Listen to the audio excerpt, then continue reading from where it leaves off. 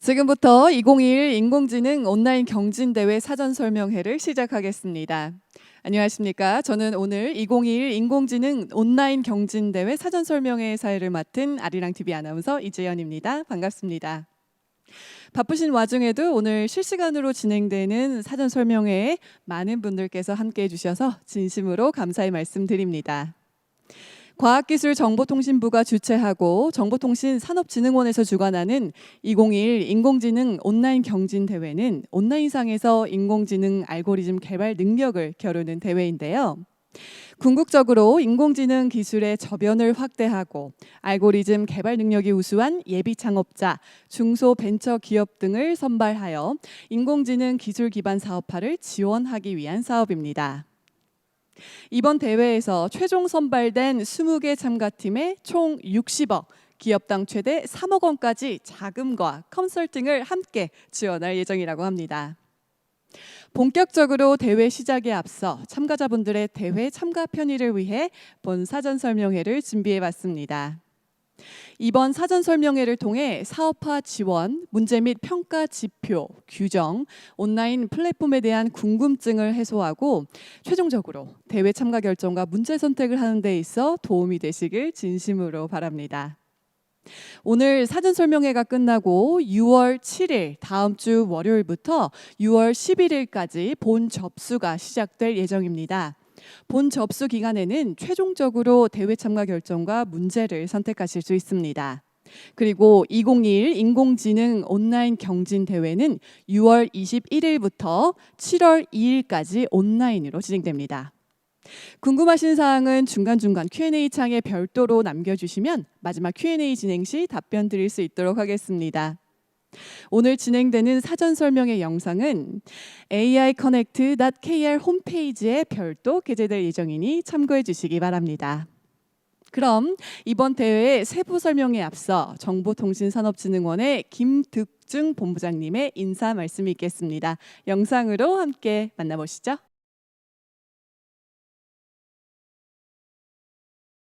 안녕하십니까. 정보통신산업진흥원 AI산업본부장 김득주입니다.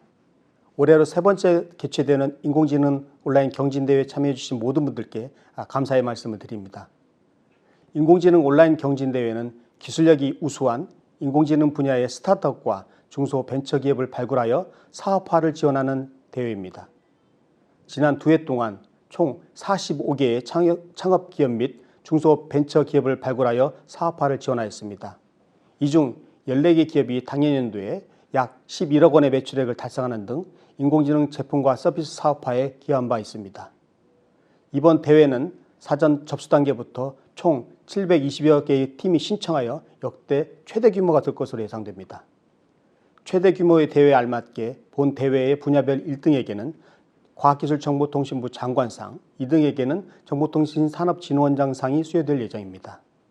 또한 총 20개 팀에게는 각각 3억 원의 사업화 자금도 지원될 예정입니다. 이번 경진대회를 통해 참여하신 모든 분들이 좋은 경험을 쌓고 인공지능 전문기업으로 성장하는 데 도움이 되는 계기가 되었으면 좋겠습니다.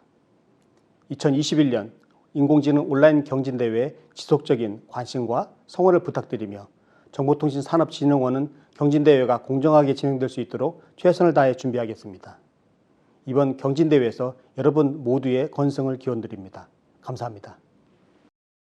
네, 김득중 본부장님 말씀 감사합니다. 우리 본부장님의 진심 어린 응원과 또 그 마음이 참가자분들께도 닿았으면 좋겠네요. 이어서 대회 개요 및 사업화 지원에 대해 설명해 드리겠습니다. 이번에는 정보통신산업진흥원의 최정열 책임님이 준비해 주셨네요. 함께 보시죠. 안녕하세요. 2021년 인공지능 온라인 경진대회 담당자 정보통신산업진흥원의 최정열 책임입니다. 2021년 인공지능 온라인 경진대회는 인공지능에 관심이 있는 누구나 참석이 가능하며 총 20개의 우수기업에게는 최대 3억 원의 사업합의를 지원합니다. 2021년 5월 10일부터 31일까지 3주간 사전 접수를 시행하였으며 6월 7일부터 11일까지 일주일간 AIconnect.kr에서 본 접수를 시작합니다. 저희 사업은 최적의 AI 모델을 개발하는 경진대회를 추진함으로써 우수한 AI 기술력을 보유한 중소벤처기업을 발굴하여 사업 합의를 제공함으로써 기업의 성장을 지원합니다. 정부 지원금은 기업당 최대 3억 원을 지원하며 전문 컨설팅과 멘토링도 함께 지원합니다. 사업화 지원 대상은 2021년 인공지능 온라인 경진대회 문제별 1위에서 4위팀입니다. 지원 자격은 예비 창업자, 중소벤처기업이며 예비 창업자는 사업계획서 접수 마감 시까지 법인 설립 및 사업자 등록을 완료하여야 합니다. 공통사항으로는 인공지능 온라인 경진대회 참가팀, 팀장은 반드시 총괄 책임자로 참여하여야 하며 한 개 팀에서 한 개 기업으로만 지원 가능합니다. 기타 유의사항은 6월 7일 월요일 인공지능 온라인 경진대회 공고문을 업데이트할 예정이니 정보통신산업진흥원 홈페이지를 참조해 주시기 바랍니다. 전체적인 일정은 다음과 같습니다. 5월 31일까지 사전 접수를 받았으며 6월 7일부터 일주일간 본 접수를 진행하며 6월 말에 경진대회를 진행합니다. 7월 12일 경진대회 결과를 발표하고 15일 사업화 설명회를 개최합니다. 그 후 2주간 사업화 계획서 제출을 받으며 8월에 선정평가 및 심의위원회를 걸쳐 지원기업이 확정되어 사업이 시작됩니다. 전체적인 일정은 상황에 따라 변경이 될 수 있으며 변경 시 별도 안내해 드리겠습니다. 네, 최정열 책임님 말씀 감사합니다. 방금 들으셨겠지만 본 접수는 다음 주 6월 7일부터 11일까지 진행될 예정입니다. AIconnect.kr에서 접수 가능하시니까요. 꼭 기억해 주시기 바라겠습니다. 또한 말씀드렸다시피 궁금하신 사항은 중간중간 Q&A 창에 남겨주시면 발표가 마무리된 후 Q&A 시간에 저희가 최대한 답변 드릴 수 있도록 하겠습니다. 이어서 참가자분들께서 가장 궁금해하실 내용일 텐데요. 경진대회 출제 문제 및 평가 지표에 대한 내용입니다. 이번 경진대회의 10가지의 문제는 카이스트 AI 대학원 중심으로 운영위원회를 구성해서 문제를 출제해 주셨다고 합니다. 카이스트 AI 대학원의 교수님들께서 부분별로 나누어서 내용을 자세히 설명해 주시겠습니다. 이미지, 자연어, 수치 해석 부분으로 나눠서 주재걸 교수님, 황성주 교수님, 서민준 교수님, 최윤재 교수님께서 순차적으로 발표해 주시겠습니다. 안녕하세요. 2021년 인공지능 온라인 경진대회 이미지 분야를 맡게 된 카이스트 AI 대학원 주재걸 교수입니다. 이 이미지 분야에서 총 3문제에 대해서 설명드리도록 하겠습니다. 첫 번째 문제는 운전사고 예방을 위한 운전자 부주의 행동 검출 모델입니다. 이 문제의 정의를 먼저 말씀드리면 운전자 얼굴 이미지가 주어졌을 때 운전자의 어떤 부주의 상태에 대해서 검출하고 이에 대해 분류하는 모델을 구축하는 것입니다. 그래서 총 7가지의 운전자 얼굴 객체를 탐지하고 분류하는 과제가 되겠고요. 이 추진 배경은 최근 교통사고에서 사망사고 원인별로 조사 결과 졸음이나 주시 태만이 67% 이상으로 가장 높은 것으로 기록이 되었고, 이런 인공지능과 이런 센서 기술을 통해서 해당 운전자의 위험 행동을 감지하고 주의를 주는 서비스들이 많이 개발되고 있습니다. 그래서 가능한 활용 서비스로서는 이런 운전자 부주의에 대한 안내 서비스, 그리고 졸음 방지 주의 서비스를 통해 교통사고를 미연에 예방할 수 있을 것 같습니다. 그래서 보다 구체적으로는 데이터셋에 대해서는 먼저 입력 데이터로서 800 x 1280 크기를 가지는 이제 스틸 이미지, 얼굴 이미지가 주어지고요. 그리고 저희가 예측해내야 되는 출력으로는 그 해당 객체 각각의 바운딩 박스의 좌표값, 그리고 크기와 그리고 해당 그 바운딩 박스의 클래스가 되겠습니다. 그리고 구체적으로 이 클래스의 종류는 이제 얼굴, 그리고 이제 그 눈이 떠져 있었을 때 그 해당 눈, 그리고 눈이 감겨져 있었을 때 그 해당 눈, 그리고 역시 입이 또 이렇게 열려 있을 때, 그리고 입이 다물어져 있을 때, 그리고 가령 핸드폰을 손에 쥐고 있다거나 뭐 이렇게 전화를 하거나 하는 경우를 대비해서 이런 핸드폰에 대한 부분도 이제 객체 오브젝트 디텍션 혹은 객체 탐지를 하게 되고, 또 마지막으로 요 이제 담배에 해당하는 그 객체의 종류도 존재합니다. 그리고 이 문제를 위한 이제 평가 지표로서는 MAP at IOU가 이제 75%일 때, 즉 이제 mean average precision은 기본적으로 그 해당하는 ground truth 오브젝트가 이렇게 검출이 되었느냐 안 되었느냐를 계산하는 어떤 그런 성능 지표가 되고요. 그리고 이 바운딩 박스 자체가 조금씩 오류가 날 수가 있기 때문에 그 바운딩 박스가 겹쳐져 있는 그 영역으로서 최소한 그 75%가 그 예측된 바운딩 박스와 그 그라운드 트루스 바운딩 박스가 겹쳐져 있을 때 그 해당 객체를 저희가 그 검출했다라고 판단해서 이런 그 에버리지 프리시전, 그리고 이제 이것들을 여러 사진들에 대해서 다 평균을 내어서 이제 민 에버리지 프리시전을 저희가 평가 지표로 사용하게 되었습니다. 그 다음 문제는 한국인 헤어스타일에 대한 머리 부분의 세그멘테이션 모델이 됩니다. 그래서 이 문제의 정의는 어떤 주어진 얼굴 이미지 내에서 그 헤어스타일 부분만 그 영역 분리를 해서 그 해당 마스크를 예측해내는 그러한 과제이고요. 그 추진 배경으로서는 그 다양한 산업에서 그 이미지 관련 인공지능 기술을 적용하는 사례가 증대되고 있고, 그리고 특히 이 헤어스타일 이미지는 해외에서 또 많이 보편적으로 또 구축되고 있고, 이 데이터셋을 사용하여 어떤 패션이나 어떤 미용 산업에 그 AI 기술들이 많이 접목되려는 움직임이 있습니다. 그래서 이러한 모델을 구축했을 때 활용 가능한 서비스로서는 어떤 헤어스타일을 저희가 분류를 할 수가 있고, 그리고 그 주어진 영상에 존재하는 사람의 헤어스타일을 저희가 자유자재로 바꾼다든지, 그리고 어떤 가발을 또 가상으로 또 착용하게끔 할 수 있는 그런 서비스들에 또 응용 가능하다고 할 수 있습니다. 구체적으로 이 해당 데이터셋은 512 by 512 사이즈의 그 사람 얼굴이 포함된, 그리고 이제 머리 영역도 포함된 이런 헤어스타일 이미지가 되겠고요.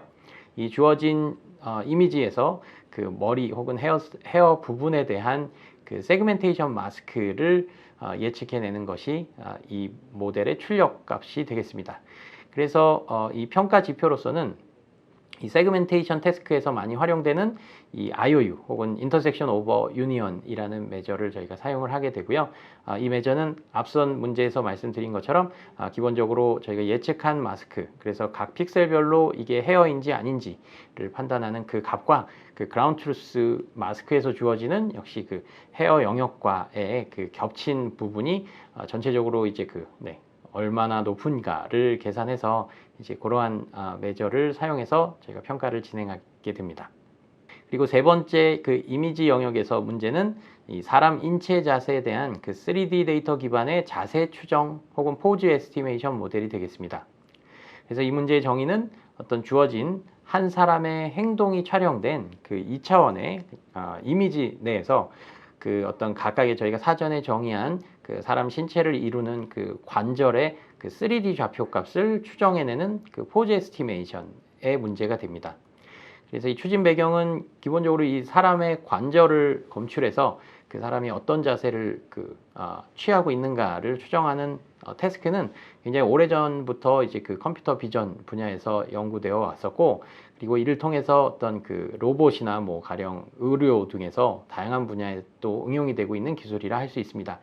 그리고 이 3차원 상의 어떤 그 관절 데이터, 이러한 그라운드 트루스 데이터는 기본적으로 이제 확보하고 수집하는 것이 어렵기 때문에 이 2차원 데이터를 사용해서 저희가 여기에서 사용하는 이 데이터셋에서 주어진 이 그라운드 트루스 그 3차원 좌표 값의 데이터로 이제 추정을 해서 그 측정하는 어떤 모델을 통해 다양한 어떤 활용 서비스를 저희가 생각해 볼 수가 있습니다. 그래서 어떤 스포츠 데이터에서의 그 어떤 운동선수의 움직임을 분석한다거나, 뭐 의료 데이터, 그리고 뭐 게임의 애니메이션으로 뭐 뭔가 모션을 또 리타게팅을 한다든지, 뭐 이런 다양한 분야에 또 활용이 될 수가 있습니다. 구체적으로는 이 데이터셋에 관해서는 이 입력 데이터로서 이 홈 트레이닝 어떤 상황에서 어떤 한 사람이 취하는 행동, 이미지를 담은 이 2D 정지 영상 이미지가 되겠고요.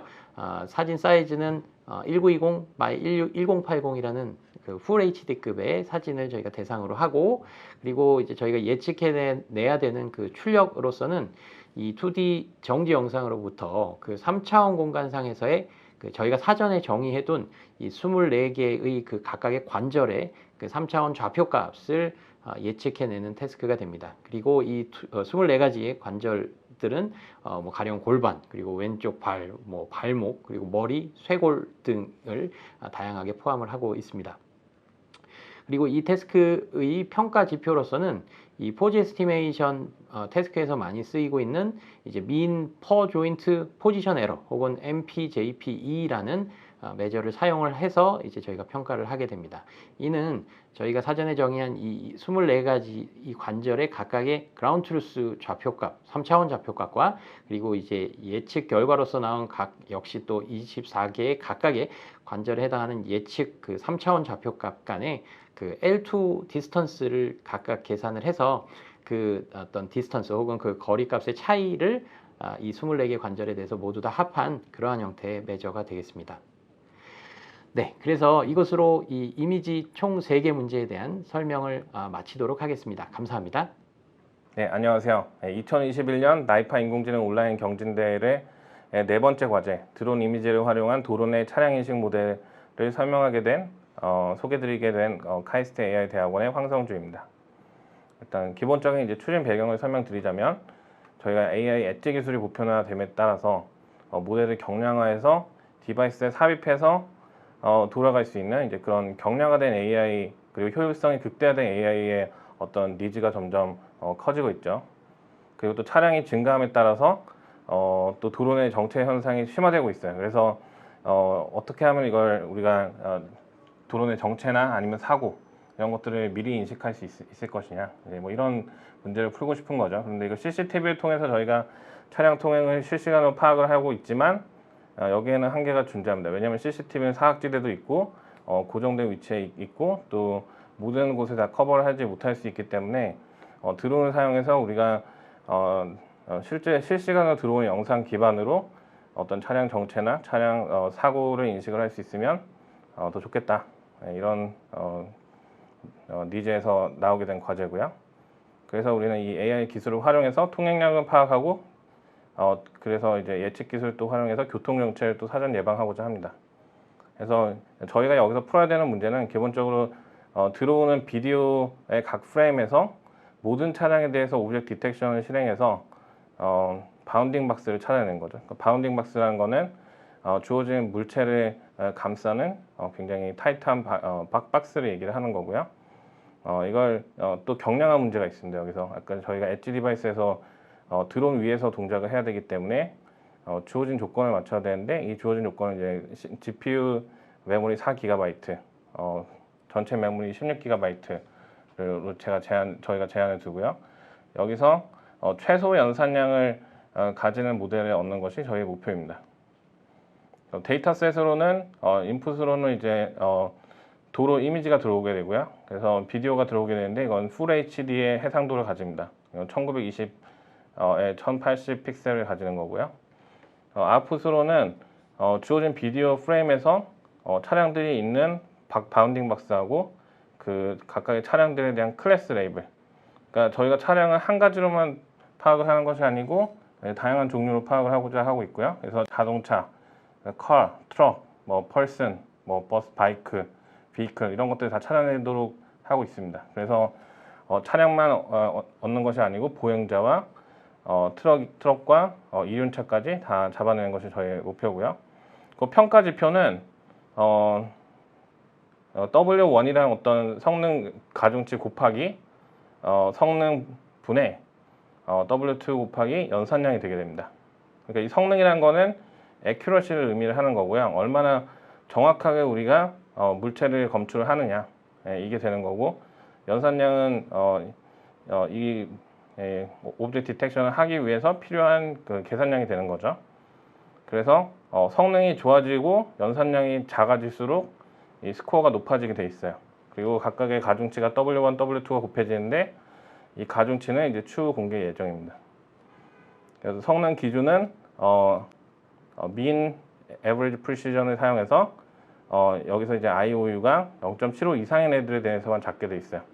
IOU라는 거는 이제 intersection over union이라고 해서 실제 그라운드 트루스 바운딩 박스와 우리 오브젝트 디텍션 모델에서 잡은 바운딩 박스의 오버랩이 그러니까 인터섹션, 그러니까 겹치는 영역 분의 이 합집합의 영역이 값이 이제 0.75가 이상이 되면 그때 우리가 이걸 hit이라고 보는 거거든요. 제대로 잡았다. 아니면은 그냥 미스라고 보는 거고. 근데 mean average precision이라는 거는 프리시전과 리콜을 계산을 해서 다양한 리콜 레인지에 대해서 그 프리시전은 평균된 값을 의미합니다. 그러니까 얼마나 이제 정확하게 잡는지를 MAP로 잡을 수 있는 거고요. IOU 기준이 지금 0.75라는 건 조금 타이트한 거예요. 그래서 최대한 타이트하게 잘 잡아야 되는 거고요. 그 연산량 기준은 MAC라는 수치를 사용을 하는데 매저를 사용하는데 이건 Multiply Accumulate Operation이라는 겁니다. 그래서 기본적으로 이제 저희가 알고 있는 FLOPS, 그러니까 Floating Operation per Second의 2배 정도라고 생각을 하시면 돼요. 네, 그래서 이제 경량화 문제에서 이제 저희 참가자 제한 사항을 좀 설명드리자면 서버 제한 사항이 또 있고요. 문제 진행 시 제한 사항이 있어요. 그래서 GPU 스펙으로는 엔비디아 테슬라 V100 32GB GPU 메모리를 가진 GPU가 제공이 되게 되고요. 그리고 메모리 제한은 학습 시에는 메모리 제한이 없습니다. 학습은 저희가 굉장히 파워풀한 서버에서 할 수 있기 때문에 여기는 아무런 제한이 없어요. 그 램 90GB, 그리고 GPU 메모리 32GB를 전체를 제공하게 됩니다. 그래서 뭐 모델에 울리는 메모리가 이 32GB를 그냥 완전히 활용해서 써도 되는 거예요. 근데 추론 시에는 저희가 메모리 제한이 있습니다. 왜냐면 추론 시에는 제스 나노 같은 그런 인베디드 GPU 환경에서 돌아갈 거기 때문에 저희가 제한을 주고 있고요. 그 추론 시에는 램이 이제 16GB, 전체 램이 16GB, 그리고 GPU 메모리 사용량이 4GB로 제한이 되게 됩니다. 또 재현성 검증을 위해서 해당 메모리 사용 초과 시 무효 처리가 되게 되고요. 문제 진행 시 제한 사항으로는 먼저 이제 성능 지표는 아까 말씀드린 것처럼 MAP로 저희가 재개되고요. 그리고 IOU가 0.75 이상인 디텍션에 대해서만 우리가 hit으로 처리한다. 이 이하는 다 miss로 처리한다는 거고요. 그러니까 학습을 할 때부터 IOU를 0.75로 잡고 학습을 시키는 게 좋겠죠. 고려를 해서. 그리고 연산량 측정으로는 지금 모델 경량화 지표를 우리가 사용하는데 아까 말한 그 모델 연산량 Multiply Accumulate Operation을 사용을 하게 되고요. 그 최종 평가 지표는 아까 설명드린 것처럼 같이 연산량 대비 성능이 되게 됩니다. 연산량이 낮아지고 성능이 높아질수록 이 최종 스코어가 높아지게 되는 거예요. 성능이 분자해 있고 연산량이 이제 분모에 있죠. 그리고 각각의 이제 W1과 W2라는 어떤 가중치가 곱해지는데 이 가중치는 저희가 나중에 설명을 드릴 거고요. 그리고 프레임워크마다 어떤 경량화에 대한 옵티마이제이션이 다르기 때문에 파이토치, 텐서플로우를 뭐 둘 다 저희가 사용하게 해드릴 수는 없고 그래서 텐서플로우 RT 같은 라이브러리를 사용하는 경우에는 또 평가 지표가 많이 달라질 수가 있기 때문에 이 부분은 저희가 파이토치만 사용 가능한 걸로 제한을 하도록 하였습니다. 안녕하세요. 2021년 인공지능 온라인 경진대회 자연어 처리 분야를 맡게 된 카이스트 AI 대학원 서민준입니다. 자연어 처리 분야는 총 3문제로 되어 있는데요. 첫 번째 문제는 법률 문서 요약 모델입니다. 여러 개의 문장으로 이루어진 법률 문서 내에서 내용의 중요성을 파악하여 원문을 잘 나타내는 3개의 문장을 추출하는 문서 요약 과제입니다. 이 과제에서는 문장별로 포함될지 안 될지를 구분하는 클래시피케이션 모델을 만들게 됩니다. 텍스트 요약 기술은 주요한 연구 분야 중 하나로 문장 내 중요도를 파악하여 지식을 추출하고 문장을 재구성하는 연구가 활발히 진행되고 있습니다. 법률 문서는 정형화되어 있고 특수한 문서 중 하나로 전문 지식을 바탕으로 요약할 수 있도록 하고자 합니다. 데이터셋에 대해서 좀 더 자세히 설명을 드리겠습니다. 인풋은 문장별로 나눈 법률 문서 원문입니다. 아웃풋은 요약문에 포함될 문장 인덱스 3개입니다. 추출문이라 보시면 됩니다. 이런 모델을 통하여 문서 요약 서비스 또는 판례 및 법률 문서 검색 서비스에 활용될 수 있을 거라 생각합니다. 다음은 노년층 대상 감성 분류 모델입니다.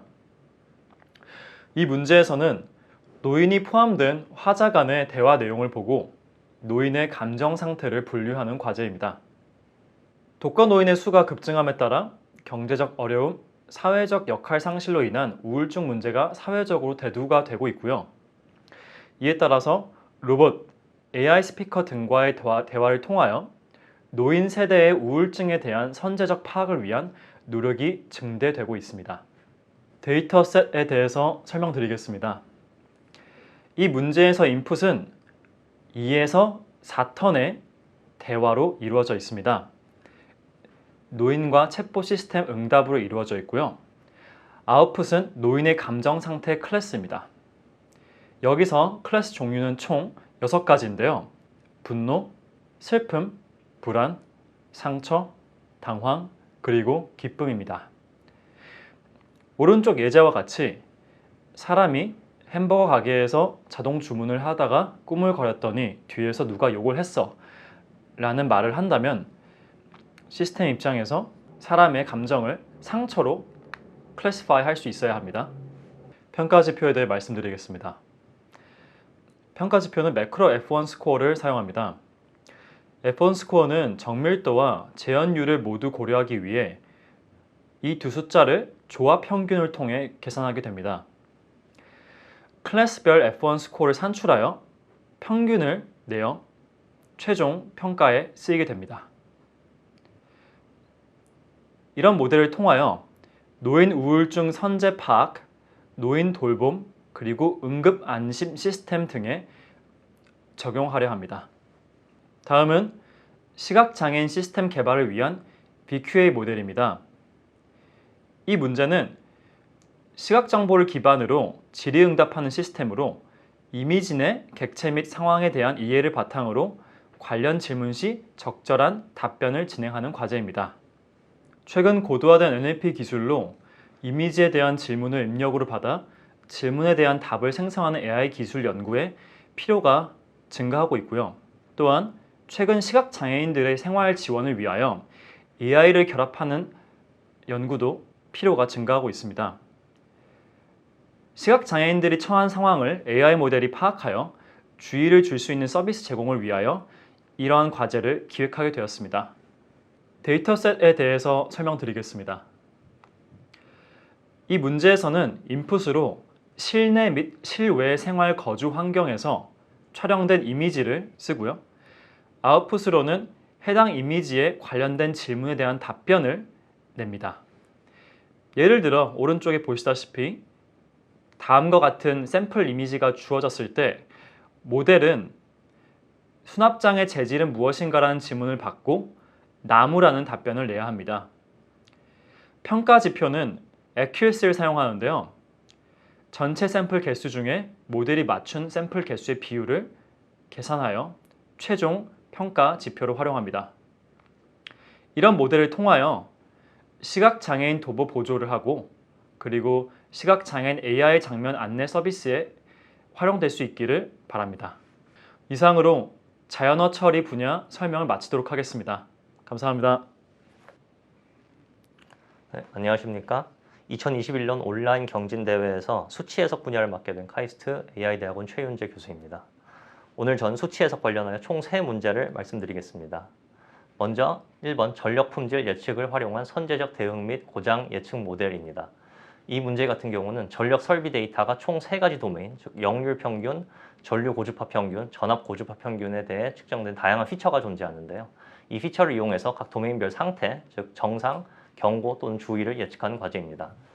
이 추진하게 된 배경은 전기 발전 및 공급에 대한 품질이 중요해짐에 따라서 AI 및 IT 기술을 활용하여 전력 설비에서의 에너지 효율성 및 품질을 향상시키기 위한 노력이 증대되기 때문입니다. 예를 들어서 이런 문제를 바탕으로 활용할 수 있는 서비스는 스마트 그리드 사업 및 스마트 미터, 즉 계량기 사업에 활용할 수가 있으며 에너지 낭비를 절감하고 질 높은 에너지 공급을 가능하게 하는 여러 가지 미래 활용 가치가 있습니다. 데이터셋의 인풋과 아웃풋은 다음과 같습니다. 인풋은 일정 시간 동안 관측된 30여 개의 에너지 사용 패턴 관련이 피처로 등장을 하고요. 이를 이용해서 아웃풋으로 3가지 도메인에 대한 정상, 경고, 주의, 즉 0, 1, 2를 예측하게 되는 것이 스펙입니다. 이 모델 같은 경우 평가 지표는 도메인별 매크로 F1으로 이제 도메인별 매크로 F1의 평균을 이용해서 모델 성능을 측정하게 되는데요. F1 스코어 같은 경우는 프리시전과 리콜의 조합 평균입니다. 그래서 이렇게 클래스별 F1 스코어를 산출 후에 매크로 F1을 계산해가지고 모델의 최종 성능을 판별하게 됩니다. 네, 두 번째 문제입니다. 두 번째는 치매 예방을 위한 라이프로그 치매 분류 모델입니다. 이 문제 같은 경우는 시계열 기반의 IoT 헬스 디바이스를 통해 수집된 라이프로그 데이터를 활용하여 정상, 경도 인지장애 또는 치매에 대한 클래스를 분류한 과제입니다. 이 문제를 추진하게 된 배경은 다음과 같습니다. 고령화 사회가 대두됨에 따라 2020년 기준 65세 노인 중 치매 환자 수가 84만 명에 달하게 됐는데요. 특히 2018년 기준 치매 환자는 12분마다 1명씩 증가하는 추세입니다. 그래서 100세 시대에 돌입하게 되면서 치매가 사회적인 문제로 급부상하게 됐습니다. 이럴 때 각종 헬스케어 및 디바이스 로그 데이터를 활용하여 질병에 대한 AI 예측 모델을 구축하려는 노력이 아주 필요하게 됩니다. 이러한 모델을 바탕으로 활용할 수 있는 서비스는 다음과 같습니다. 예를 들어서 치매 고위험군 환자를 빠르게 식별하여 지속적인 관리를 통해 치매를 예방하는 솔루션을 개발해 보급이 가능해집니다. 이 문제의 인풋 아웃풋, 이 데이터셋의 인풋 아웃풋은 다음과 같습니다. 반지 형태의 데일리 수면 활동 데이터 수집기를 통해 측정된 시계열 데이터를 이용하게 됩니다. 이것이 인풋이고요. 이 데이터, 시계열 데이터를 이용해서 아웃풋으로는 정상, 경도 인지장애 또는 치매 세 가지 중 하나의 클래스를 판별하게 됩니다. 즉 0, 1, 2 멀티클래스 클래시피케이션 아웃풋을 요구하게 됩니다. 모델의 성능은 앞과 마찬가지로 매크로 F1 스코어를 이용하게 되고요. 클래스별 F1 스코어, 즉 정상, 경도 인지장애, 치매 세 가지 클래스별 F1 스코어를 산출해서 평균을 하여 가지고 모델의 최종 성능을 판별하게 됩니다. 네, 마지막 세 번째 문제는 IoT 센서 데이터 내 이상 징후 탐지 모델입니다. 이 문제 같은 경우는 철도 공사역 내 공기 압축기의 전류 센서 데이터를 활용하여 고장에 대한 이상치를 탐지하는 과제입니다. 이런 문제를 제출하게 된 추진 배경으로는 먼저 국내 스마트 팩토리 관련 제조 솔루션의 시장 규모가 커짐에 따라서 무려 2024년까지 9.6%의 성장률을 예측하고 있고 9.6%의 성장률을 예측하고 있습니다. 이런 와중에 AI와의 결합을 통해 부품 및 설비의 고장을 예측한 사례가 증대되고 있습니다. 이러한 모델을 이용해서 활용할 수 있는 서비스는 다음과 같습니다. IoT 센서 기반 고장 예측 모델을 통해 스마트 팩토리 운영이 가능한 이러한 활용이 가능하겠습니다. 이 문제의 데이터셋의 인풋과 아웃풋은 다음과 같습니다. 인풋으로는 모터에 부착된 전류 센서에 4kHz로 측정된 전류 정보, 즉 RST상 전류의 전류 정보 값을 이제 사용을 하게 되고 트레인셋에는 정상 고장에 대한 레이블 정보가 없습니다. 즉 이 시계열 전류 센서 데이터를 이용해서 정상이냐 고장이냐 이진 분류를 하게 되는 것이 아웃풋입니다. 평가 지표, 즉 모델의 성능은 AU/ROC로 측정이 되는데요. 이것은 이진 분류이기 때문에 테스트 셋에 있는 정상 고장 여부 레이블을 이용해 가지고 ROC, 즉 Receiver Operating Characteristic 곡선 아래 영역의 넓이로 모델의 정확도를 측정하게 돼서 최종적으로 모델의 성능을 판별하게 됩니다. 이상으로 수치 해석 분야에 대한 설명을 마치도록 하겠습니다. 감사합니다. 네, 주재걸 교수님, 황성주 교수님, 서민준 교수님, 최윤재 교수님 네 분 교수님들 수고 많으셨습니다. 감사합니다. 이번 대회 출제 문제와 그 평가 지표에 대해 자세히 설명해 주셨는데요. 내용을 잘 검토해 보시고 참가자분들께 가장 적절한 문제를 잘 선택하셔서 이번 대회에서 좋은 결과 있으시길 진심으로 바라겠습니다. 궁금하신 사항은 중간중간 Q&A 창에 남겨주시면 발표가 마무리된 후 Q&A 시간에 최대한 답변 드리도록 하겠습니다. 이어서 이번 대회 참가를 위한 가장 중요한 부분이 아닐까 싶은데요. 대회 규정 및 온라인 플랫폼에 대해 이번 대회 운영사인 주식회사 마인드앤컴퍼니의 김선일 팀장님께서 설명해 주시겠습니다. 함께 보시죠.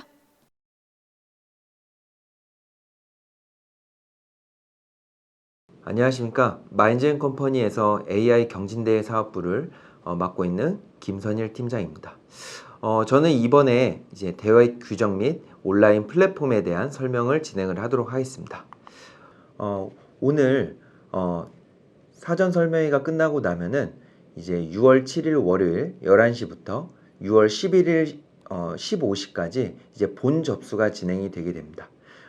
지난주에 해주셨던 접수는 이제 사전 접수 형태로 진행이 된 것이며, 그리고 이제 오늘 지금 진행되고 있는 사전 교육을 위한 접수를 했던 거고요. 이제 본 접수는 이제 실제로 과제 선정을 하는 그런 접수가 되겠습니다. 그래서 실제로 저희가 이제 10개의 문제에 대해서 이제 페이지를 오픈을 할 거고요. 그래서 실제로 참가자들은 본 접수를 신청을 하신 다음에 그거에 따라서 이제 과제를 확인을 해 보시면 될 것 같습니다. 그래서 직접 샘플 데이터를 제공해 드릴 예정이니까요. 샘플 데이터도 다운받으셔서 확인해 보신 다음에 실제로 풀 수 있는 혹은 이제 실제로 참가하고 싶은 대회에 대해서 한 개만 본 접수를 진행을 해주시면 되겠습니다. 그리고 이제 본 접수를 하기 위해서는 기본적으로 이제 팀 구성은 필수입니다. 그래서 개인 혹은 이제 5인 이하의 팀에 대해서는 이때 본 접수 기간 동안 이제 팀을 완벽하게 구성을 해주시면 되겠습니다. 만약에 개인 팀 같은 경우에는 그냥 팀 신청 없이 그대로 계시면은 1인 팀으로 참여가 가능하십니다. 그리고 본 접수가 끝나게 되면은 이제 대회 준비 과정이 진행이 될 텐데요. 이제 GPU 서버를 이제 6월 14일 날 제공해 드릴 예정입니다. 그러면 6월 14일부터 18일까지 직접 GPU 서버를 액세스를 해보시고 그리고 관련된 이제 필요한 라이브러리 같은 것들을 미리 설정해 놓는 시간이라고 보시면 될 것 같습니다. 그리고 이제 대회 준비 기간 동안 저희가 이제 프리트레인드 모델에 대해서 신청을 받을 예정입니다. 그래서 2차에 걸쳐서 신청을 받을 예정이고요. GPU 제공 같은 경우에는 저희가 뭐 모든 참가자들한테 제공해 드리면 좋겠지만 이제 GPU 관련된 제공해주는 과제가 2개가 있습니다. 뒤에서 좀 더 자세하게 설명을 드리겠지만 GPU 제공형 과제에 한해서만 이제 선착순으로 이제 각 과제별 100팀씩 제공해 드릴 예정입니다. 그리고 대회 준비가 완료가 되면은 이제 실제 대회가 진행이 될 텐데요. 실전 대회는 이제 6월 21일 11시부터 그리고 7월 2일 15시까지 진행이 된다라고 보시면 될 것 같습니다. 만약에 대회가 종료가 됐다라고 하면은 이제 상위 5위 팀까지는 이제 결과 파일을 제출을 해주시면 되겠습니다. 그래서 여기서 말하는 결과 파일은 뒤에서도 설명을 드리겠지만 문제와 관련된 산출물 전체 산출물을 이제 제출해 주시면 되겠습니다. 그리고 대회 진행하는 동안에는 이제 개방형이든 GPU 제공형이든 둘 다 이제 과제가 진행이 되는 거고요. 결과는 리더보드를 통해 갖고 확인이 가능합니다. 그리고 이제 대회가 종료가 되면은 이제 제출해 주신 파일을 기반으로 해서 이제 사후 검증을 진행할 예정입니다. 약 일주일간 진행이 될 예정이고요. 관련해 가지고는 이제 재현성 검증이라든지 부정행위에 대해서 검증할 예정입니다. 그리고 최종 결과 발표는 7월 12일 월요일 15시에 이제 발표할 예정입니다. 그리고 그때 이제 최종적으로 합격한 이제 40팀에 대해서는 사업화 설명회에 대한 일정 안내를 별도로 드리도록 하겠습니다. 앞에서 이제 그 개방형 문제랑 GPU 제공형 문제에 대해서 설명을 드렸는데요. 간략하게 말씀을 드리면 이제 학습을 개인 로컬에서 하느냐 저희가 제공하는 서버 내에서 하느냐 이 차이가 되겠습니다. 저희가 GPU 제공형 문제는 2문제를 이제 구성을 했는데요. 아래쪽에 보시면 이미지 관련된 문제 2문제가 되겠습니다. 그래서 드론 영상 데이터를 활용한 이제 도로 내 차량 검출 모델이라든지 혹은 이제 사람 인체 자세 3D 데이터 기반 자세 추적 모델 이렇게 2개의 과제에 대해서 저희가 GPU 제공을 할 예정입니다. 그리고 개방형은 그 외에 나머지 문제들은 모두 개방형으로 진행될 예정입니다. 그래서 큰 차이를 말씀을 드리면 개방형 같은 경우에는 이제 개인 로컬로 하다 보니까 제출 시에는 저희 기존에 사용했던 그 AIConnect.kr 그 웹 플랫폼을 사용을 해서 제출을 해주시면 되겠고요. GPU 제공형 같은 경우에는 저희가 제공한 그 서버 내에서 이제 컬 명령어를 사용을 해가지고 직접 제출을 해주시면 되겠습니다. 온라인 경진대회 관련돼 갖고 보다 좀 더 상세한 설명을 드리도록 하겠습니다. 맨 처음에는 이제 과제 신청을 하게 될 텐데요. 10개 과제 중에서 참여 과제를 신청하는데 팀당 1개 과제만 참여가 가능합니다. 그리고 앞에서도 말씀드린 것처럼 팀 구성은 필수이겠습니다. 그래서 과제 신청이 하게 되면은 이제 개방형이냐 혹은 GPU 제공형이냐로 갈리게 되는데 개방형 먼저 설명을 드리면 이제 개인 로컬 PC에서 학습을 하게 되고 모델을 구축을 하게 되겠습니다. 그리고 결과 파일을 만들어서 웹 플랫폼을 사용을 해가지고 이제 제출을 해주시게 되겠고요. 그리고 GPU 제공형 같은 경우는 저희가 10테라플롭 성능의 이제 고성능 서버를 제공해 드린다라고 했는데요.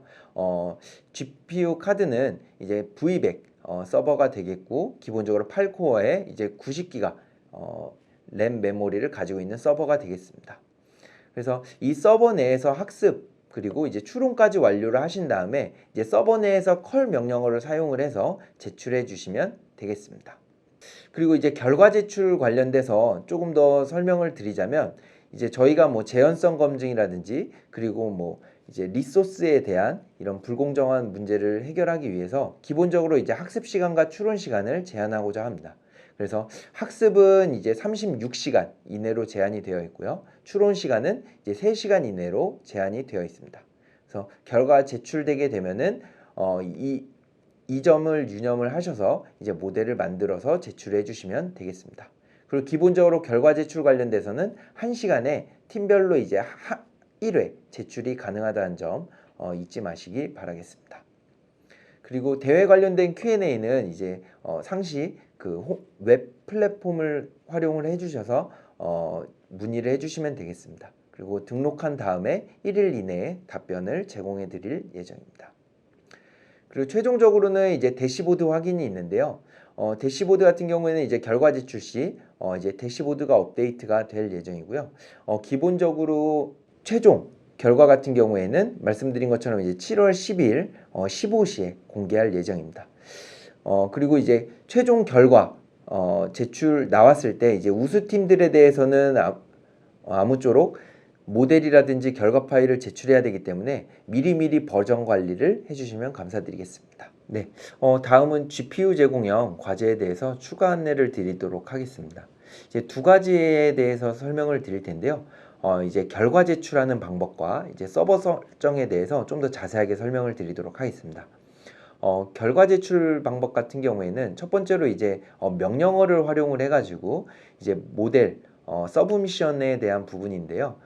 이제 그 기본적으로 저희가 제공하는 프레임워크는 이제 주피터 랩이 되겠습니다. 그래서 주피터 랩 환경에서 개발을 하신 다음에 최종 제출할 때는 이제 터미널 상에서 이제 해당 명령어를 활용을 하시면 되는데요. 이제 컬 명령어를 사용하시면 되겠습니다.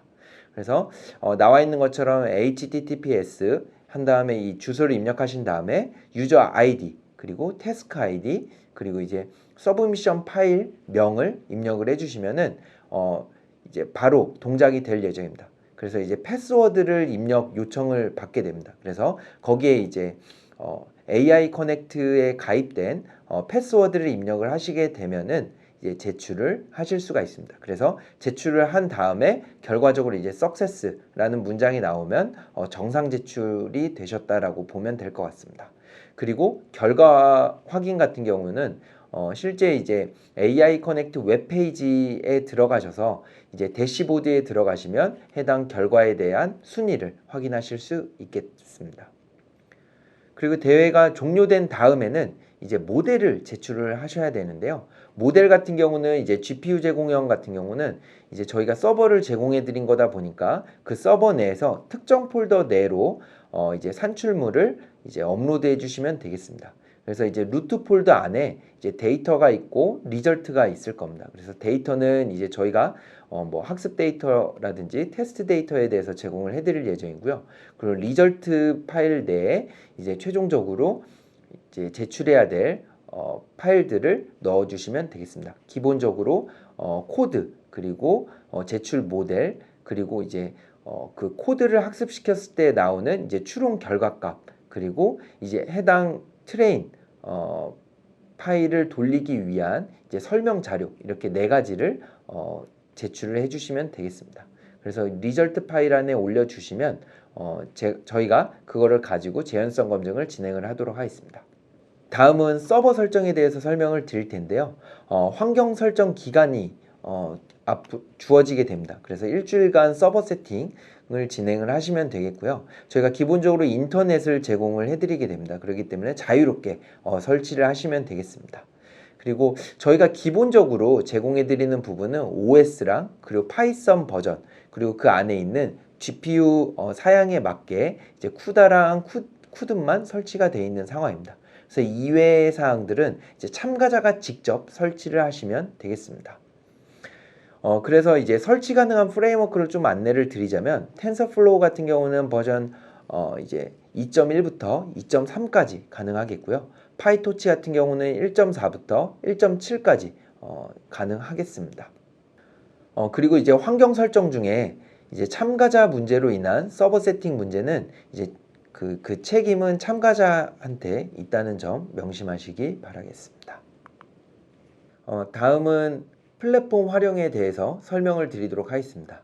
AIconnect.kr 홈페이지를 들어가시면 해당 내용 화면을 보실 수 있는데요. 첫 번째로는 이제 회원가입 및 대회 참여에 대해서 설명을 드리도록 하겠습니다. 이제 본접수 기간이 되면은 본접수 화면이 이제 생성이 되게 됩니다. 그래서 이제 기본적으로 이제 홈페이지에 회원가입을 하신 다음에 이제 대회 접수 페이지로 들어가셔서 해당 내용에 대해서 동의를 하신 다음에 참여를 하시면 되겠습니다. 근데 기본적으로 이제 동의를 해주셔야 되는 문서가 크게 4가지가 있는데요. 첫 번째로는 이제 참가 서약서가 있겠고요. 두 번째로는 비밀 유지 서약서가 있겠고, 세 번째로는 개인정보 제3자 이용 동의서, 그리고 네 번째로는 이제 본의 인증 과정을 하신 다음에 참여 신청을 하실 수 있습니다. 두 번째로는 이제 대회 탭에 대해서 좀 설명을 드릴 텐데요. 기본적으로는 6가지 기능이 이제 대회 탭으로 있습니다. 그래서 대회 개요 같은 경우는 개괄적인 설명이 있겠고요. 그 과제 목록에 가시면 이번에 진행되는 10개의 과제에 대해서 리스트들을 보실 수 있겠습니다. 그리고 실질적으로 과제에 대해서 신청하실 수 있는 페이지가 있겠고요. 그리고 이제 일정 같은 경우에는 대회 전체의 일정에 대해서 이제 간략하게 정리된 페이지가 있겠습니다. 네 번째로는 이제 대회 문의 페이지가 있겠고요. 그래서 대회 전반적인 내용에 대해서 이제 업로드를 해주시면 되겠습니다. 그리고 팀은 이제 팀 구성하는 부분이 있기 때문에 팀 초대라든지 혹은 이제 검색 기능이 되어 있기 때문에 그걸 활용을 하셔서 팀 구성을 해주시면 되겠습니다. 그리고 규정은 앞에서 말씀드렸던 그 여러 동의 문서들에 대한 그 안내 페이지라고 보시면 되겠습니다. 그리고 다음은 이제 과제 참가 방법에 대해서 설명을 드릴 텐데요. 말씀드린 것처럼 과제 목록에 가시게 되면은 10개 과제에 대한 리스트가 있겠고요. 그 리스트 중에서 참여하실 그 과제를 직접 클릭을 하시면 되겠습니다. 그래서 과제 설명을 읽어보신 다음에 참가 버튼을 클릭을 해주시면 되겠습니다. 그리고 이제 과제 페이지로 들어가시게 되면 과제 탭들이 존재하게 되는데요. 과제 개요 같은 경우는 과제에 대한 간략한 설명들이 있는 부분이고요. 그 안에 좀 더 자세한 메뉴를 보게 되면 과제 내용, 제한사항, 그리고 평가 지표에 대한 설명 자료가 있겠습니다. 그리고 데이터 탭을 보게 되면 데이터셋에 대한 설명이랑 데이터 다운로드가 가능한 페이지가 있겠고요.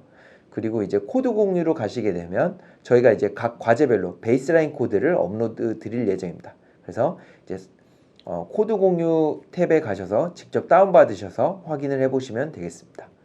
그리고 네 번째로는 이제 과제 문의 탭이 되겠는데요. 10개의 과제, 그러니까 자기가 참여한 과제에 대해서 궁금하신 점이 있다라고 하면은 여기에 올려주시면 1일 이내로 답변 드리도록 하겠습니다. 그리고 마지막으로는 이제 리더보드 화면이 있어서 대회 결과 화면을 이제 확인하실 수 있는 화면이 되겠습니다. 이제 오픈형 대회 같은 경우에 이제 대회 제출 화면을 좀 설명을 드리도록 하겠습니다. 결과 제출이란 탭이 있게 되고요. 결과 제출 탭을 들어가시게 되면 이제 4가지 기능을 하는 이런 페이지를 볼 수 있습니다. 그래서 기본적으로 이제 서브미션을 하기 위해서는 이제 파일 업로드 창을 이용을 하시면은 이제 해당 뭐 CSV 파일이라든지 JSON 파일들을 쉽게 업로드를 하실 수 있고요. 그 두 번째로는 이제 설명을 입력을 하셔야 됩니다. 그 설명 입력의 목적은 이제 버전 관리 목적이기 때문에 좀 여기다가 어떤 그 모델에 대한 내용인지 좀 자세하게 설명을 해주시면 되겠습니다. 세 번째로는 이제 제출하게 되면은 히스토리 관리하는 창이 되겠습니다. 그래서 뭐 10번 제출이면 10번 제출에 대한 리스트가 있겠고 그에 해당 제출하는데 결과값을 여기서 간략하게 볼 수 있겠습니다. 4번 같은 경우는 이제 제출하기 버튼이라서 다 이제 세팅이 된 다음에 제출하기 버튼을 클릭을 하시면은 실제로 리더보드에 업로드가 된다라고 말씀을 드릴 수 있겠습니다. 그리고 이제 GPU 제공형의 경우에는 이제 컨테이너에 접속하는 방법이 굉장히 중요할 텐데요. 이 점에 대해서 좀 설명을 드리자면 이제 드론 영상 데이터를 활용한 이제 도로 내 차량 인식 모델 같은 경우는 이 해당 과제에 참여를 하시게 되면 이제 참여 버튼이 이제 컨테이너 접속 버튼으로 변경이 되게 됩니다. 그래서 이 버튼을 누르시게 되면은 저희가 제공하는 서버로 바로 접속을 하실 수 있겠고요. 맨 처음에 이제 팝업 창이 뜨게 될 텐데 그 팝업 창을 보시게 되면 이제 패스워드를 입력하라고 되어 있습니다. 그 패스워드는 마이 페이지에 가시면은 이제 노트북 패스워드가 이제 노출이 되어 있는데요. 그거를 복사해서 붙여 넣으시면 이제 그 주피터 랩에 대해서 혹은 이제 주피터 노트북이나 랩에 접근이 가능하십니다. 그리고 최종적으로는 이제 모델에 대해서 이제 제출을 하실 때는 컬 명령어를 사용을 해서 직접 서버에서 제출을 해주시면 되겠습니다. 그리고 마이 페이지에 대해서 설명을 드리면 이제 맨 우측 상단에 보시면은 이제 닉네임이 나오게 될 텐데요. 닉네임 버튼을 클릭하면은 이제 마이 페이지 버튼으로 이동을 하실 수 있습니다. 그러면 이제 마이 페이지 왼쪽에 보시면 이제 저의 개인정보가 있는 부분이 있겠고요. 개인정보는 언제든지 변경이 가능한 부분이 있겠습니다. 그리고 2번 같은 경우는 이제 참여 중인 경진대 목록이 있겠고요. 그래서 이제 해당 그 과제를 클릭을 하시면 상세 내용이 나오게 됩니다. 그리고 세 번째로는 이제 컨테이너 접속 정보에 대해서 이렇게 나오게 되고요. GPU 제공형 같은 경우는 이제 문제 참가자로 제한이 되겠습니다. 그래서 여기에 이제 접속 버튼이 있게 되는데 이 접속 버튼을 통해서도 접근이 가능합니다. 다음은 경진대회 규정에 대해서 설명을 드리도록 하겠습니다. 첫 번째로는 이제 팀 구성 및 과제 참가에 대한 규정이 될 텐데요. 팀 구성은 기본적으로 대회 참가자는 한 팀에만 참여가 가능합니다. 다른 팀의 중복 참여는 불가능한 점이 있겠고요. 한 팀은 기본적으로 최대 5명까지 구성이 가능한 부분이 있겠습니다. 근데 이제 개인 단독 참가 시에는 이제 팀원이 1인 팀으로 취급이 돼서 팀 관리가 되겠고요. 그리고 그 외에 5명까지는 대회 팀 구성 기간 내에 이제 신청을 해주시면 되겠습니다. 그래서 여기 나와 있는 것처럼 6월 7일부터 6월 11일 이내에 제한 시간 이내에 팀 구성을 해주시면 되겠습니다. 그 이후에 팀 추가라든지 혹은 팀 분리라든지 이런 부분은 지원해드리기 어렵다라고 설명드릴 수 있겠습니다.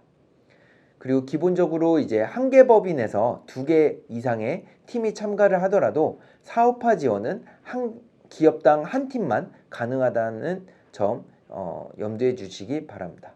그리고 이제 가장 중요한 부분이 이 부정행위에 대한 부분일 텐데요. 이 2개의 팀 내에서 아이디어 공유나 혹은 자원 공유, 코드 쉐어링 같은 경우는 기본적으로 불허하게 됩니다.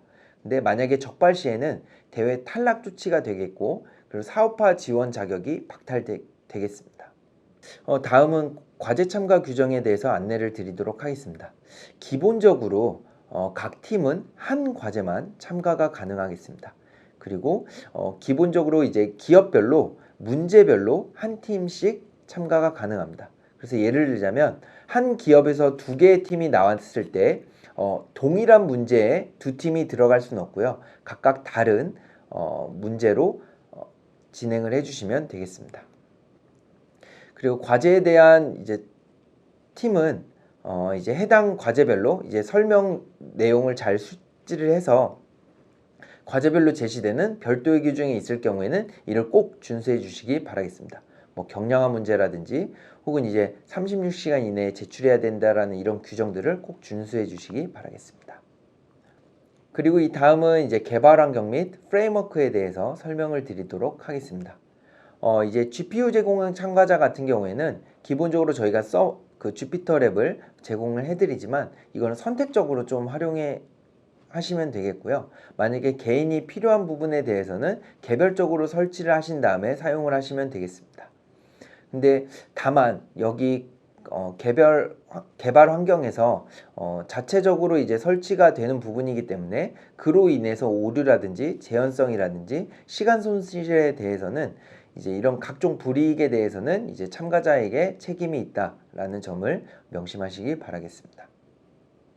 그리고 사용 데이터 및 데이터 저작권 규정에 대해서 설명을 드리자면, 기본적으로 이제 저희가 제공해 드린 데이터 이외에 별도의 데이터는 사용하실 수 없습니다. 그래서 외부 API를 사용을 해갖고 추가 데이터를 구축하는 부분은 이제 불허한다라고 말씀을 드릴 수 있겠습니다.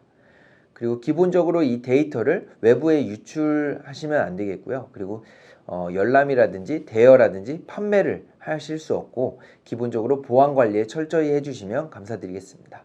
그리고 상업적인 용도라든지 불법적인 용도로 사용하실 경우에는 이제 최후에는 이제 형사처벌까지도 받으실 수 있다라는 점을 유의하시기 바라겠습니다. 그리고 다음은 이제 베이스라인 코드 및 이제 모델 제한에 대한 규정에 대해서 설명을 드리도록 하겠습니다. 베이스라인 코드에 대해서 좀 설명을 드리자면, 저희가 각 과제별로 이제 베이스라인 코드를 하나씩 제공을 해드릴 텐데요. 이거는 참고용으로만 사용을 해주시면 되겠습니다. 그리고 기본적으로 이제 코드나 이제 주석에 대한 부분은 UTF-8로 인코딩을 해갖고 작성을 해주시면 감사드리겠습니다. 다음은 모델 제한 규정에 대해서 설명을 드리겠습니다. 어떻게 보면 가장 궁금해하실 부분 중에 하나가 이제 재현성 검증에 대한 부분이실 텐데요. 원활한 재현성 검증 및 공정한 모델 경쟁을 위해서 기본적으로 저희가 시간을 제한을 했습니다. 그래서 학습 시간은 36시간으로 제한이 되어 있고요. 추론 시간은 3시간으로 제한이 되어 있습니다. 경량화 문제는 위 조항이 이제 해당되지 않고 별도로 진행이 되겠습니다.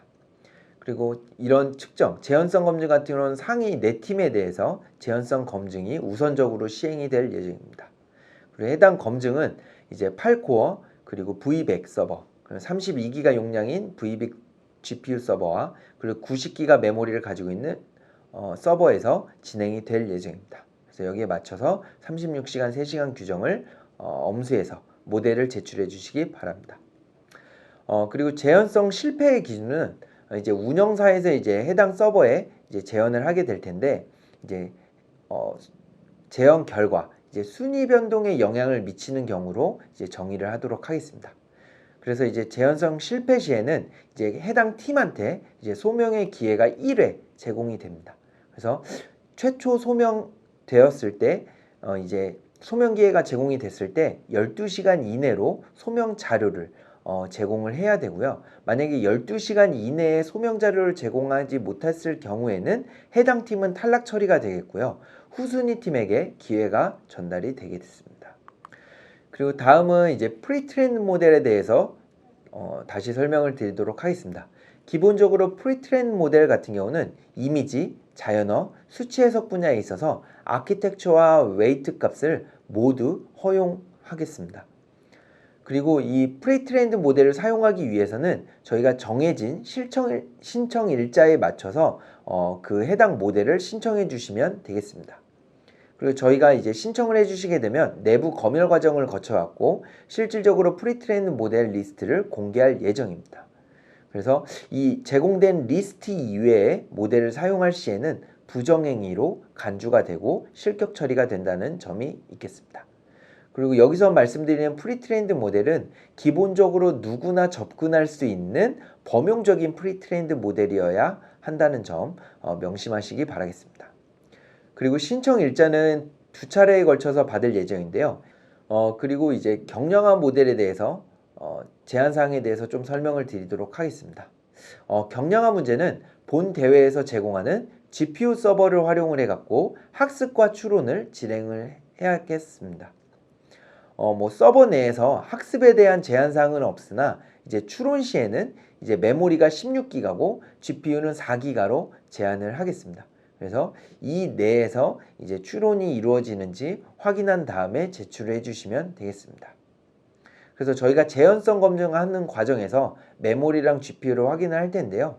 이게 사용 초과시, 그러니까 초과시에는 그 해당 결과가 무효 처리가 된다는 점 명심하시기 바라겠습니다. 그리고 연산량에 대해서 이제 공정한 측정을 하기 위해서 이제 딥러닝 프레임워크도 좀 제안을 하도록 하겠습니다.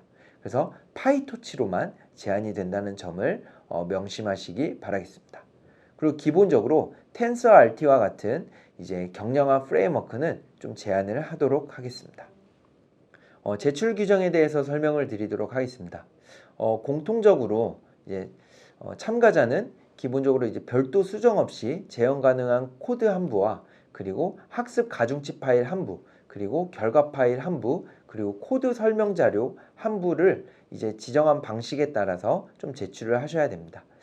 이 제출하는 부분은 이제 대회 종료 이후 상위 5개 팀에 대해서 해당 4개 자료를 보내주시면 되겠고요. 기본적으로 저희가 이제 재현성 검증을 할 거기 때문에 시드 고정은 필수라고 말씀을 드릴 수 있겠습니다. 그리고 제출 기한은 저희가 이제 규정된 시점까지 이제 수신이 완료된 결과만 인정을 하도록 하겠습니다. 그래서 개방형 과제랑 이제 GPU 제공형 과제에 대해서 좀 설명을 드리면, 개방형 과제 같은 경우는 파일 업로드 후에 제출 버튼을 클릭한 시점에 이제 그 서버에 로그가 남게 되는데요. 그 로그 시간을 기준으로 이제 제출을 확인을 할 예정이고요.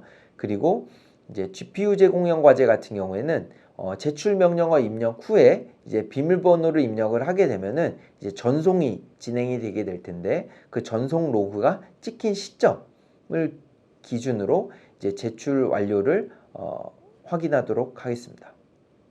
그리고 이 다음은 이제 코드 제출 규정에 대해서 좀 설명을 드릴 텐데요. 기본적으로 이제 주최 측에서 안내한 방식에 따라서 제출을 해주셔야 됩니다. 그리고 제출하는 코드는 이제 학습 코드와 그 결과를 생성하기 위한 추론 코드를 모두 포함을 해서 보내주시면 되겠습니다. 그리고 최대한 저희가 이제 가독성이 있게 정리를 해서 제출을 해주시면 감사드리겠습니다.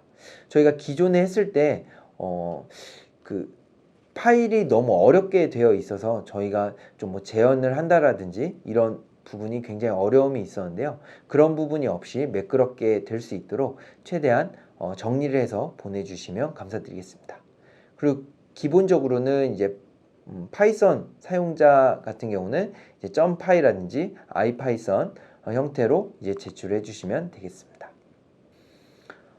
그리고 가중치 파일 제출을 하실 때에는 이제 별도의 프로그램 또는 도구의 설치 없이 그 학습 및 추론 관련된 프레임워크에 내재된 명령만으로 이제 해당 그 결과값이 복원되고 재현될 수 있도록 제출해 주시면 감사드리겠습니다.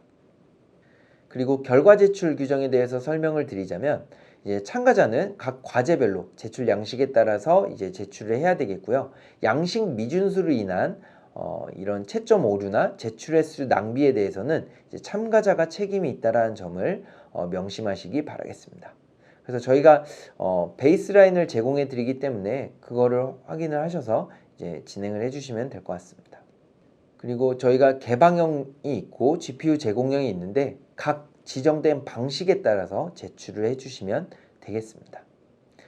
그리고 대회 종료 시점이 되게 되면은 이용 쏠림 현상으로 인해서 서버 업로드 속도 저하가 발생하게 되는데요. 꼭 대회 종료일 오전 중에 좀 미리미리 제출을 해주시면 감사드리겠습니다.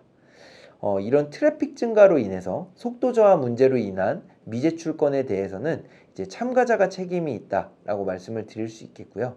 그렇기 때문에 미리미리 꼭 제출을 해주시기 바라겠습니다. 네, 혹여나 이제 시스템 장애가 이제 미제출 원인으로 판명이 되었을 경우에는 시스템 장애 및 시스템상의 제출 기록을 기반으로 해서 저희가 추가 제출 기회를 제공해 드리도록 하겠습니다. 그리고 이 다음은 이제 평가 규정에 대해서 설명을 드리도록 하겠습니다.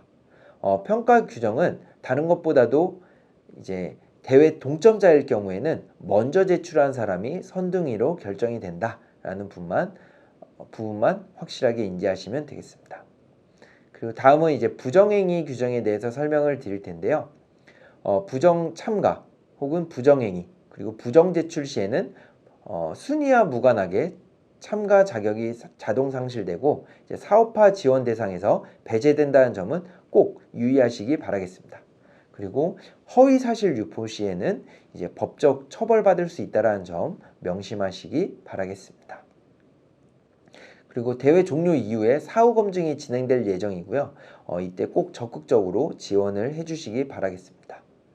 그리고 이제 타 팀과 혹여나 이제 소스 코드가 공유된 사례에 대해서는 이 과실, 고의 여부와는 무관하게 탈락 처리가 됨을 말씀드리겠습니다.